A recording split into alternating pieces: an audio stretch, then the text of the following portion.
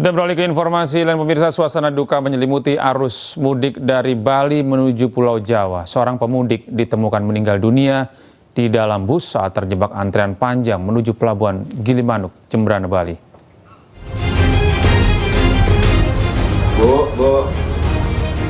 Berbagai upaya dilakukan petugas untuk menolong korban. Namun pemudik asal Kebumen, Jawa Tengah ini tak tertolong lagi. Korban sebelumnya berangkat dari Denpasar menuju ke kampung halamannya seorang diri. Korban yang merupakan asisten rumah tangga ini hendak merayakan Hari Raya Idul Fitri bersama keluarga. Namun di tengah perjalanan mudik yang dinanti, ia tiba-tiba tak sadarkan diri. Diduga korban meninggal saat bus terjebak antrean panjang di jalur Pelabuhan Gilimanuk. Kondisi padat dan waktu tunggu yang panjang memperparah situasi.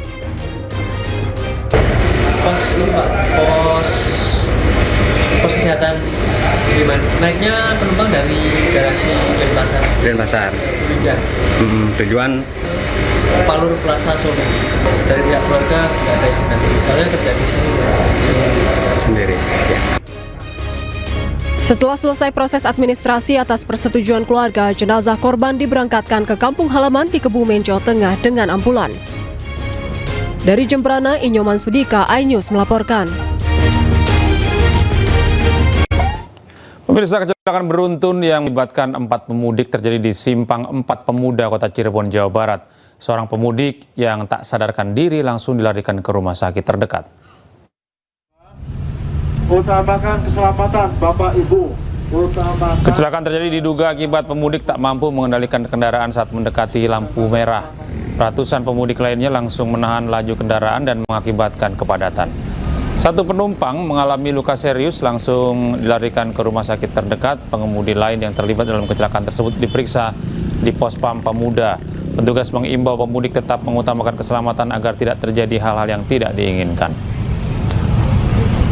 Tadi kegiatan kami dari Pos Pam Pemuda, anggota sudah melaksanakan pengaturan, namun dari arah Jaya menuju ke Jawa itu ngebut, padahal lampu sudah merah. Jadi mereka karena ngerem dadak itu, akhirnya dari belakang nyundul. Jadi kebetulan korban itu orang Banjarnegara dari Jakarta menuju Banjarnegara. 24 penumpang bus dan 2 awak mobil pick-up yang mengalami kecelakaan di ruas tol Pejagan Pemalang di kilometer 259A Brebes, Jawa Tengah masih menjalani perawatan di rumah sakit. Akibat kejadian itu, sopir bus tewas terjepit badan bus di bagian depan.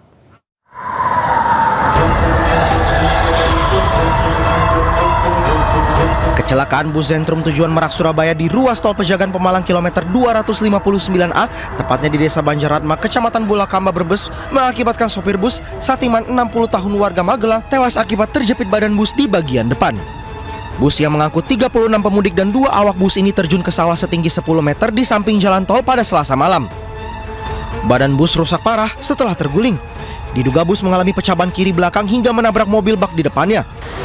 Sebanyak 13 penumpang bus masih dirawat di Rumah Sakit Bakti Asi Brebes, 1 hanya rawat jalan. Sedangkan di RSUD Brebes 1 kritis dan 11 masih dalam perawatan di instalasi gawat darurat. Hingga Rabu pagi bangkai bus belum dievakuasi. Yang ada di RSUD Brebes itu ada 11 pasien yang semuanya masih dirawat di IGD, sudah dilayani dengan baik, cuma ada 1 korban yang perlu kondisinya agak kritis gitu loh, Pak. Kurang lebih tadi malam ya, sekitar jam 2:30-an kalau. Sebelumnya proses evakuasi para korban berlangsung 2 jam lebih karena tim SAR harus memotong beberapa bagian bodi bus. Dampak kecelakaan sempat terjadi kemacetan panjang di ruas tol Pejagan Pemalang. Dari Brebes, Jawa Tengah, Unibar iNews melaporkan. Terima kasih Anda masih bersama kami, pemirsa. Polda Metro Jaya menampilkan wajah para terduga pelaku penyiraman air keras terhadap aktivis Kontras, Andri Yunus. Polisi juga mengungkap alur CCTV sepanjang rute yang mereka lalui sebelum dan sesudah kejadian. Setelah diberi kode bahwa korban... Direktorat Reserse Kriminal Umum Polda Metro Jaya merilis foto 2 orang terduga eksekutor penyiraman air keras terhadap aktivis Kontras Andri Yunus. Kedua terduga pelaku terekam kamera pengawas saat mengendarai sepeda motor di sepanjang rute yang mereka lalui sebelum dan sesudah kejadian. Polisi menegaskan gambar tersebut merupakan rekaman asli dan tidak mengalami perubahan atau rekayasa. Dalam foto terlihat dua pria menggunakan sepeda motor, pengendara berada di bagian depan, sementara penumpang di belakang diduga sebagai eksekutor yang menyiramkan cairan ke korban. Yang sudah kami mintai keterangan, kami informasikan bahwa kami sudah melakukan permintaan keterangan terhadap 15 orang saksi. Dari keterangan tersebut dan keterhubungan dengan barang bukti dengan petunjuk yang kami peroleh, baik itu di tempat kejadian perkara langsung maupun di sepanjang jalur yang diduga pelintasan dari para terduga pelaku ini, dan kami analisis dengan satu data Polri. Saat ini kami menduga, dapat kami informasikan bahwa dua orang yang tadi kami tunjukkan tersebut dari satu data Polri ini, satu inisial BHC, dua inisial MAK. Namun demikian, dari hasil penyelidikan kami tidak menutup kemungkinan juga ini pelaku dapat diduga lebih dari 4. Pemirsa, Mabes TNI telah menahan 4 anggota TNI pelaku penyiraman air keras ke aktivis Kontras Andri Yunus. Pelaku terdiri dari 1 orang kapten, 2 orang letnan 1, dan 1 orang berpangkat serda.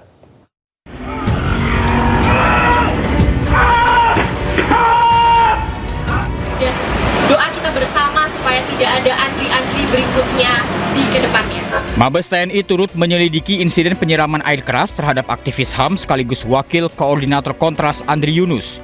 Kapuspen TNI Mayor Jenderal TNI Aulia Dwi Nasrullah menyebut langkah tersebut diambil untuk menyikapi opini yang tengah berkembang di masyarakat terkait dugaan keterlibatan oknum TNI dalam kasus tersebut. Proses penyelidikan dipastikan berjalan dengan profesional dan transparan. Di mana kita lihat ada opini yang berkembang di masyarakat, diduga pelakunya adalah dari TNI sudah merespon dengan melakukan penyelidikan secara internal, dan saya mohon kepada kawan-kawan wartawan bersabar karena kita TNI bekerja dengan profesional dan transparan. Sebelumnya aktivis Wakil Koordinator Kontras Andri Yunus menjadi korban penyiraman air keras oleh orang tak dikenal yang berboncengan motor Kamis pukul 11:30 malam di kawasan Senen, Jakarta Pusat. Insiden itu terjadi usai Andri menghadiri podcast dengan YLBHI. Andri terluka bakar 24% di bagian kanan tubuh. Dan kini Andri masih dirawat intensif di Rumah Sakit Cipto Mangunkusumo. Dari Jakarta, Tim Liputan iNews melaporkan. Dan Puspom TNI Mayor Jenderal TNI Yusri Nuryanto menyampaikan pihaknya telah menangkap 4 pelaku yang diduga melakukan penyiraman air keras kepada aktivis Kontras Andri Yunus. Yusri menyebut keempat pelaku merupakan oknum TNI berpangkat perwira dan juga kapten. Pertanyaan yang pertama, jadi kami sampaikan bahwa keempat yang diduga pelaku ini semuanya anggota dari Denma Bais TNI, ya. Jadi bukan dari satuan mana-mana, tapi dari Denma Bais TNI. Kemudian terkait tadi masalah isu ada target lain, nanti kita akan kembangkan pada saat proses penyidikan. Ya, jadi sekarang kita nggak berani menyimpulkan nih ini ya. Nah, kemudian masalah yang diduga status. Jadi kan kalau dalam peradilan itu kan ada azas praduga tak bersalah, ya. Gitu. Jadi itu kita terapkan, Mas. Jadi kalau memang nanti dia memang betul sebagai pelakunya, ya dia akan ditetapkan sebagai tersangka. Ya, pemirsa, sejumlah aktivis menganggap penyiraman air keras terhadap aktivis Kontras Andri Yunus sebagai ancaman serius. Mereka menyoroti adanya dugaan aktor di balik layar atau invisible hands dalam kasus ini. Pelaku itu, dia tidak bertindak sendirian. This is part of organized crime. Bagian dari kejahatan yang direncanakan. Pertanyaannya adalah, siapa yang merencanakan ini? Mesti ada apa yang disebut invisible hands, aktor intelektualis. Siapa aktor intelektualisnya? Siapa invisible hands-nya? Nah, kalau polisi hanya menyelidiki 2 orang pelaku di lapangan tanpa membongkar jejaring ini, konspirasi ini, ya, kita tidak akan mendapatkan keadilan. Kita tidak akan mendapatkan penyusutan yang tuntas dalam hal ini. Jadi yang disebut invisible hands itu mutlak mesti dibongkar.